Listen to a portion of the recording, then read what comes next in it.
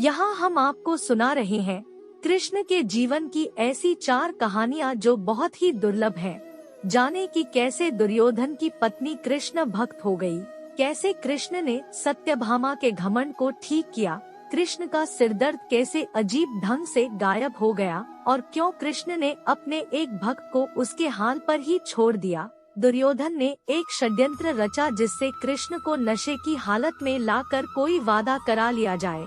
उसने सभी तरह की व्यवस्थाएं की और इस बात का खास ख्याल रखा कि भोज में खूब अच्छी मात्रा में शराब भी हो। दुर्योधन के दोस्त भी आए और सभी ने इतनी शराब पी कि वे सब नशे में धुत हो गए, पर कृष्ण ने अपने आप को शांत रखा और वे हर किसी को खुश करते रहे।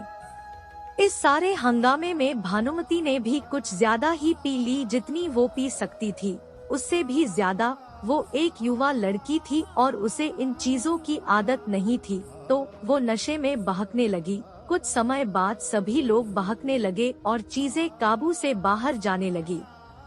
भानुमति अपने पर काबू खो बैठी। वो कृष्ण से लिपट गई और उनके लिए अपनी इच्छा प्रकट करने लगी। कृष्ण ने उसे किसी शिशु की तरह संभाला और वे समझ गए थे कि स्थिति खराब हो चुकी थी। वे समझ गए थे कि भानुमति अगर कुछ गलत कर बैठी तो बाद में संभाल नहीं पाएगी और हस्तिनापुर की रानी का गौरव कलंकित हो जाएगा। इसलिए कृष्ण उसको उठाकर महल के अंदर ले गए और उसकी सास गांधारी के कक्ष में जाकर उनके हवाले कर दिया।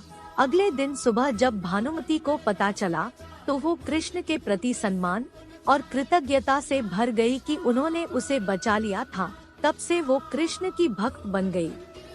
सद्गुरु सत्यभामा कृष्ण की दूसरी पत्नी थी। वो एक बहुत ही घमंडी स्त्री थी। उसका ये मानना था कि वो सबसे सुंदर और सबसे अमीर स्त्री थी क्योंकि उसके पिता एक बहुत ही धनवान व्यक्ति थे।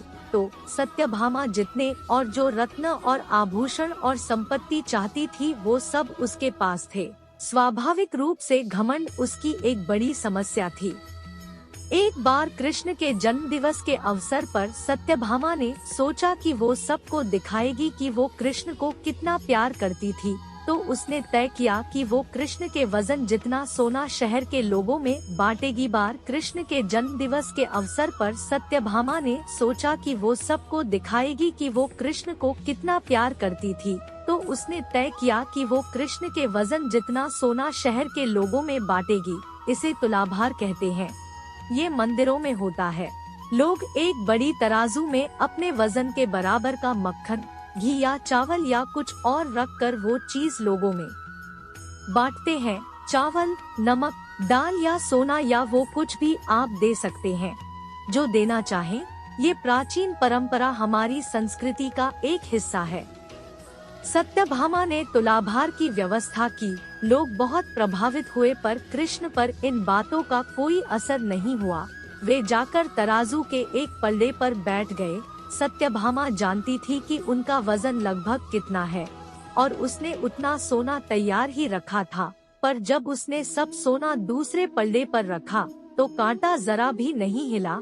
कृष्ण का पल्ला थोड़ा भी ऊपर नहीं हुआ। ऐसा ही कुछ तब भी हुआ था जब कृष्ण एक शिशु थे। एक राक्षस आकर उन्हें ले जाने लगा।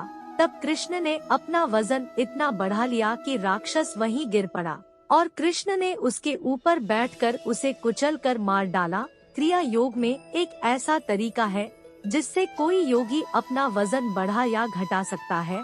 ऐसी बहुत सी कहानियां हैं कि ऐसे योगी भी थे जो पहाड़ की तरह भारी हो जाते थे। तो इस बार भी कृष्ण अपना वजन बढ़ाकर तराजू में बैठ गए। सत्यभामा ने उतना सोना दूसरे पल्ले पर रख दिया था जितना उसके हिसाब से कृष्ण के वजन के बराबर था, पर कुछ हुआ ही नहीं। तब तक शहर के सभी लोग ये घटना देखने के लिए आ गए थे। तब उसने अपने नौकरों से वो सभी गहने मंगवाए जो उसके पास थे। एक के बाद एक वो गहने डालती जा रही थी और सोच रही थी कि काम हो जाएगा, पर कुछ नहीं हुआ। तब उसने वो सब कुछ भी रख दिया जो उसके पास था, पर पल्ला जरा भी नहीं हिला। वो रोने लगी क्योंकि ये सब उसके लिए बहुत शर्मजनक था। सारा शहर देख रहा था और उसके पास पर्याप्त सोना नहीं था। वो जो हमेशा अपनी संपत्ति के बारे में इतनी घमंडी थी, उसके पास पर्याप्त सोना नहीं था और उसे समझ में नहीं आ रहा था कि वो क्या करे। तब उसने रुक्मिणी की ओर देखा, जिससे वो बहुत जलती थी और हमेशा परेशान रहती थी।